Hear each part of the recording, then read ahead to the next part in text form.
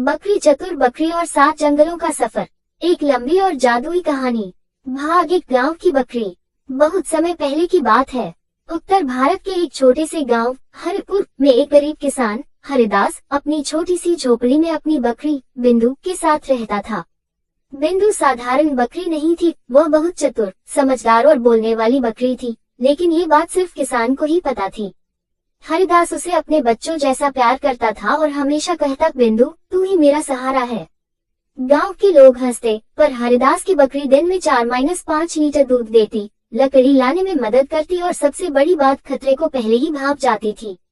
भाग दौड़, जंगल का खतरा और बकरी की सूझबूझ। एक दिन गांव के पास के जंगल में एक दुष्ट तांत्रिक कालबिल आ गया। उसने पूरे इलाके पर काला जादू कर दिया। पेड़ सूखने लगे, जानवर गायब होने लगे और गांव वालों के खेत जलने लगे। हरिदास की हालत भी बिगड़ने लगी। एक रात बकरी बोली, अब समय आ गया है मालिक, मुझे 7 जंगलों की यात्रा पर जाना होगा। वहां से मैं 7 तत्वों की शक्ति लाऊंगी और कालबिल को हराऊंगी। हरिदास पहले तो डर गया, पर फिर हिम्मत करके उसे विदा किया। भाग 3 पहला जंगल, फूलों का जंगल। यहाँ पर बकरी को एक बोलते हुए गुलाब मिला जो रो रहा था। बकरी ने कारण पूछा। गुलाब बोला, मेरे सारे दोस्त मुरझा गए क्योंकि कालबिल की हवा यहाँ तक आ गई। बकरी ने उसकी मदद की, उसे नमी दी, चुटकियों से संगीत सुनाया और गुलाब फिर से खिला। गुलाब ने उसे पहला तत्व दिया, सुगंध की शक्ति। भाग 4 दूसरा जंगल, पशु पक्षियों का जंगल। यहाँ सारे जानवर बर्फ में जम चुके थे। बकरी को एक उल्लू ने बताया कि भाई की जाल में सभी कैद हैं।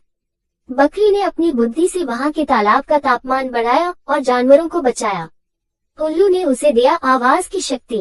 भाग 5 तीसरा जंगल, पत्थरों का जंगल। यहाँ एक बोलती हुई चट्टान बकरी से बोली, जो सही दिल से आए वही मेरी गहराई से कर्म रत्न निकाल सकता है।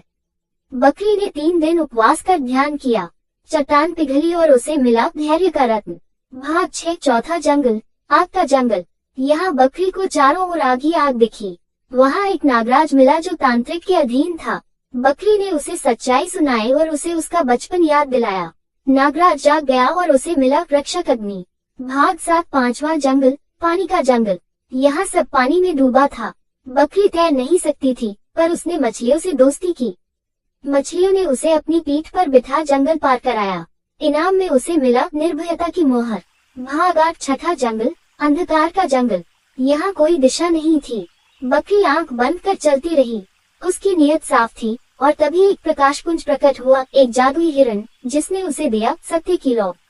भाग 9 सातवां जंगल, भ्रम का जंगल। ये सबसे कठिन जंगल था। यहाँ हर चीज नकली लगती थी। नकली हरिदास, नकली बकरी, नकली गुलाब। बकरी को अपने अनुभव और आत्मबल से असली राह पहचाननी पड़ी।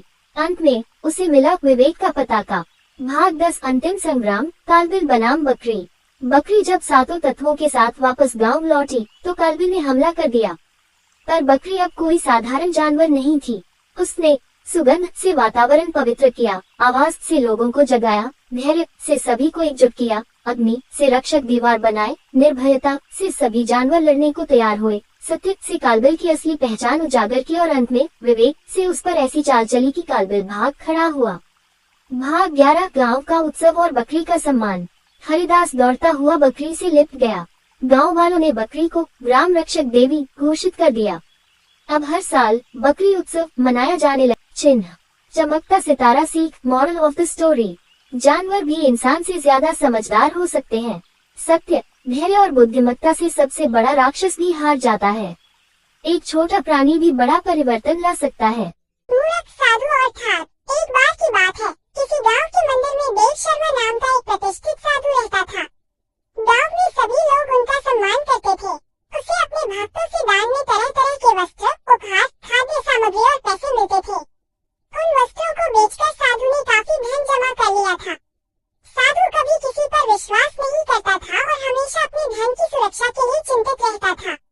वो अपने धन को एक पोटली में रखता था और उसे हमेशा अपने साथ लेकर ही चलता था। उसी गांव में एक ठग रहता था।